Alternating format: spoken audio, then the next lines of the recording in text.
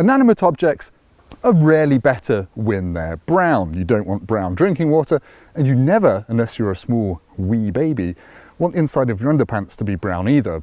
But there's an exception to this rule, which I've just made up, and that is that brown cars look quite good. A brown Porsche 911, for example, can look a very handsome and tasteful thing.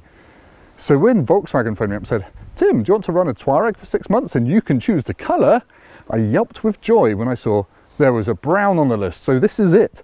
My Volkswagen Touareg in tamarind brown metallic. Yes, I know it looks black, but it's actually quite a rich mahogany. I'll put some close-ups in so you can see it is actually brown. But yes, I'm living with this car for 6 months and, surprise, surprise, it's not a diesel, which I think will probably make it the rarest car Volkswagen sells in the UK, a petrol SUV. Let's find out more. Now, I'm going to be filming a kind of video diary of sorts while I'm living with this car over the next couple of months, but I just wanted to quickly show you the engine because it's rare because it's brown, but it's even more rare because of the petrol engine under here. Normally, most people would buy a Touareg with a V6 diesel of either 231 or 286 horsepower. This has got 340 horsepower. I didn't even know that Volkswagen did a 340 horsepower petrol V6 in anything. But yeah, it turns out it's ripped straight from the base level Porsche Cayenne and also the Audi S4 and S5. It's very, very smooth, it's very quiet, and it's pretty quick as well. There are also a few other options on the car which we'll get to, which make it even rarer. So yeah, brown petrol. It's also on air suspension. It's also got the 48 volt anti-roll bars, which you'd normally find on something like a Bentley Bentayga. So it corners quite well as well, while still being comfortable. It's quite expensive. I'll let you guess how much it is. I'll tell you in a bit, but it's quite a lot for a Volkswagen, but it's also very luxurious. I totally forgot to record the bit with the price, which is quite important. It's 60 grand for a Touareg R-Line Tech. I've added 13 grand's worth of options, so my one is £74,500, which sounds like a lot, but the options are all super, super luxurious-y things. And I'll do a separate little diary entry later this year where I take you through all of the options in great detail because I know you're crying out.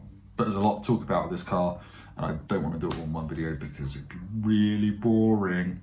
Anyway, bye. Anyway, I'm going to leap forward in time magically, become a bit less sweaty, and I'll probably be at home or driving at something. I'm going to be somewhere else not sweating over an engine.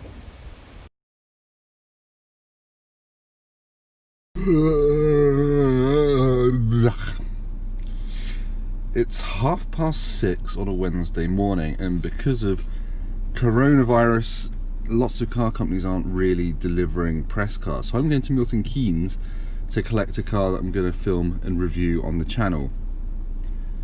But I have meetings at 10 o'clock this morning and I kind of want to be home to do them. So yeah, 6:30 start it is. I'm going to Mercedes in Milton Keynes to collect an A45 AMG. I've not driven one, I've driven the A35.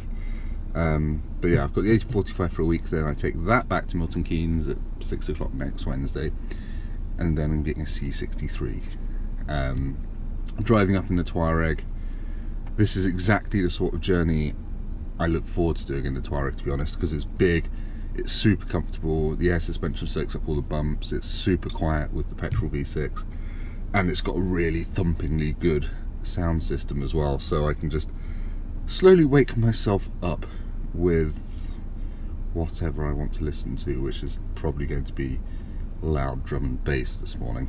Anyway, let's see, I'll catch up with you when I get there and I'll tell you how good the Touareg has been over 100 miles of motorway while I'm half asleep. Hopefully you'll look after me. I'll see you in Milton Keynes, said no one falling in love ever. Right.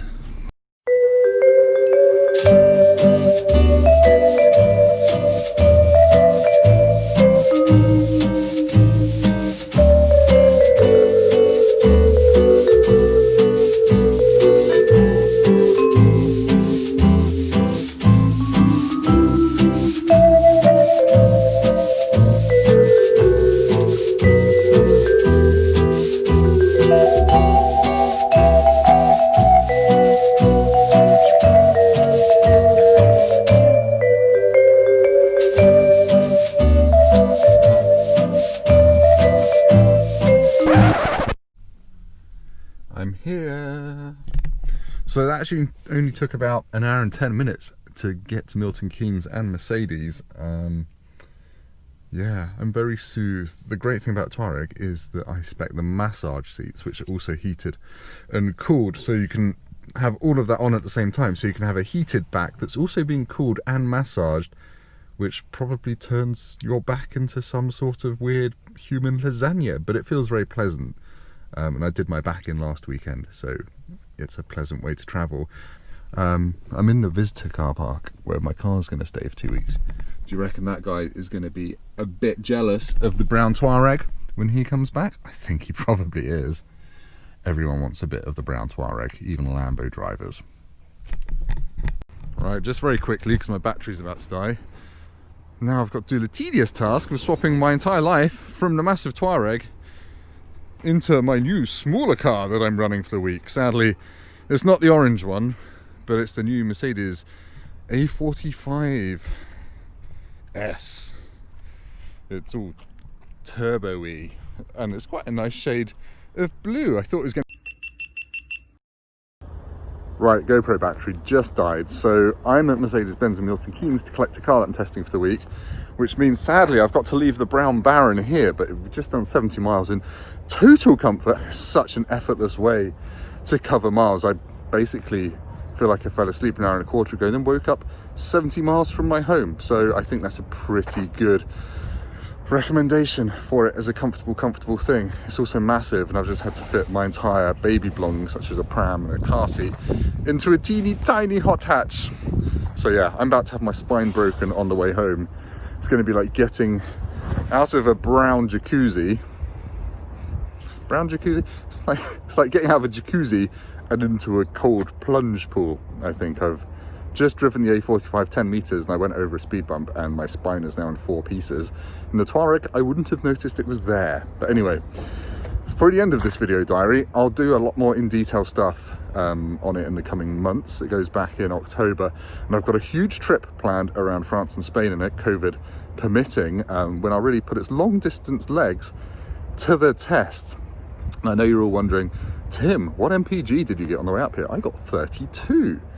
Which is a record, because normally I get more like 21 on short trips. So yeah, long distances, 3 litre V6, very smooth, and you get semi-decent fuel economy as well. Anyway, I'm going to stop furrowing my brow. I'm quite tired. That's why this isn't making any sense. And I'll catch you guys for another video diary very soon. Not very soon, in a couple of months soon.